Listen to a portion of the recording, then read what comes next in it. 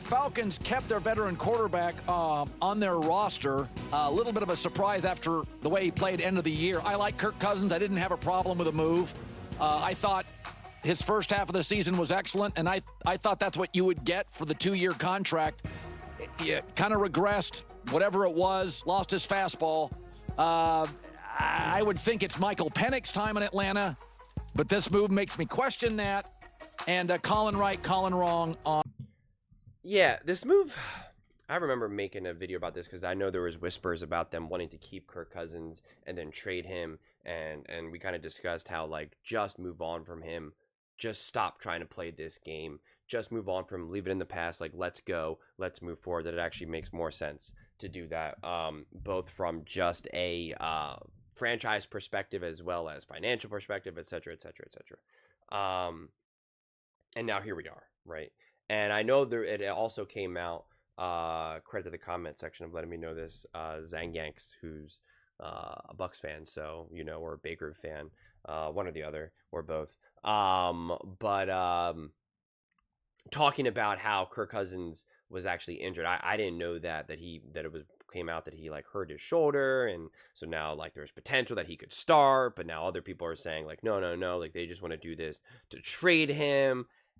You know, I don't know what the answer is, and it doesn't seem like it's necessarily clearly defined just yet, because, like, this is the mess that you get, right? Because now the bonus has already been triggered, but you have Albert Breer saying Cousins doesn't plan on showing for the offseason program. He may show for mandatory minicamp to avoid taking the fines, right? And then we jump and have the GM saying, we are very comfortable moving forward with Cousins as backup. You know, Kirk is a great man, and he's been great support from Mike. We are very comfortable moving forward with him as the backup. And it's just kind of like, what are you doing? Like, what are you doing here? And then it's reported there's kind of seeking, you know, like a pretty hefty package for him if they're trying to trade him. Like, it's all just unnecessary, because what you think you're going to be able to get for Kirk Cousins, to me, is not worth any of this. Quite frankly, I just don't see it. And considering how well Penix played, just move forward, man. Just move forward with all of this. It doesn't make sense, because he now gets, you know, they kept the veteran quarterback on their roster past 4 p.m. Saturday, triggering the guarantee on a $10 million roster bonus. So I don't know, because the other problem is that Kirk Cousins has a no trade clause. So even if they come up with a trade package that they really like, Kirk Cousins can just be like, nah. So it just, you're just adding in extra drama and chaos that you need not, quite frankly. And I just am not seeing the benefit. And again, maybe they'll end up being able to trade Cousins, and they'll get, like, something that makes sense, that you're kind of like, oh, hey, that was good, or, you know, it was better than nothing type of a situation. But I don't know. At this point, I would just kind of want him out of the building, have it move on, have Penix, because again, you're even having now people say two things at once. Oh, we're going to trade him. Nope, we're very comfortable having him as a backup. Cousins is now coming up being like, I'm not showing up to camp, but, like, I'll maybe show up to these mandatory things so I don't get fines. Like, it's just messy. It's just messy. And like I said, what are you actually going to get for him? And you know, is it worth it? From my viewpoint, it's not. But like I said, we'll have to wait and see. But, like, kind of like how Colin's then questioning, you know, would Kirk Cousins start? I can't see that being the case. I think Penix absolutely shined in those, you know, in his 3 games that he played. So I have no doubt about the Falcons wanting to move forward, and that's kind of like my whole point of having that confidence in of just moving forward with Penix and now looking back. I don't even know if there's any reason to even have Kirk Cousins as a backup at this point, unless he truly wanted to be a backup. But it would make a difference if they didn't pay him all that money and they signed him as a backup quarterback, then I would like that, because then he could kind of find that mentor role. And I think he was a stand-up guy who did it at the end of last season. But going into this season, I could see if there's any slump for Penix, any up and downs, any bad halves, like there would be enough whispers to be like, well, what about Kirk? What about Kirk? What about Kirk? And I just don't think you need that. I just don't think you need that at this point in time, quite frankly.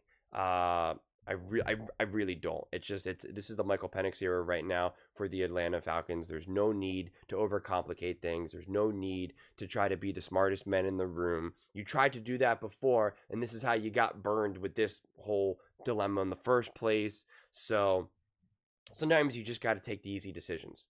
Just make the easy decisions, make the easy moves, do the obvious, take the layups, and then just little by little build out from there. It doesn't have to be any more overly complicated than that.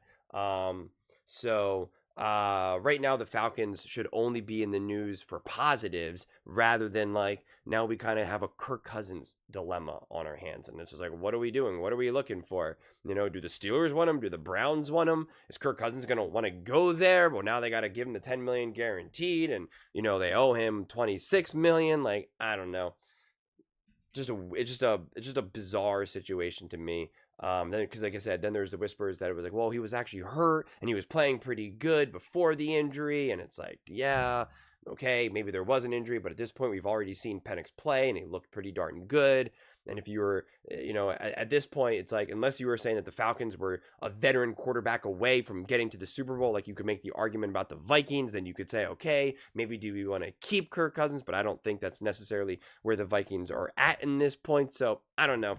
I don't like the lack of clarity. I think when you're in the offseason, you want to have as much clarity as possible, because the regular season will undoubtedly bring some mud, because you're going to deal with injuries, you're going to deal with a tough loss, you're going to deal with, you know, a bad stretch of this or that. Like there's always going to be something to kind of muddle the lens. The offseason, things should be very clear, very obvious, and very straightforward. And it just seems like the Falcons, because think about what happened last season when the Falcons got Kirk Cousins, gave him all this money, and then they signed Michael Penix, and it was like, well, what the heck is going on here? Like, just move on from that. Have clarity. Because then it also becomes a thing when you're trying to acquire talent, you're trying to acquire players. They're like, well, what's going on here? Is it Kirk Cousins? Is it Penix? Like, what's the situation here? It infiltrates everything. But those are just my thoughts. I'd absolutely love to hear yours. What do you guys all think about the Atlanta Falcons? Do you think they should have kept Kirk Cousins to try to make some sort of deal potentially in terms of trade, or do you think they should have just kind of, you know, cut him, released him, let him walk? Do you think that there's actual chance that he's the starting quarterback for the Atlanta Falcons? Let me know in the comments below. I read every single comment. It's whether you agree with me or disagree with me. Either way, let's get in some discussions, let's get in some fights, but ultimately, let's just have some fun. And please do consider subscribing. We are building an amazing community here, and absolutely love to see you part of it. I want to build something that we all genuinely feel connected to. Something that we're really excited to be part of. I think we're all on our way to doing it. Please don't forget to give this video a thumbs up, as it really does help with the visibility and the algorithm. Thank you so much. See you next time.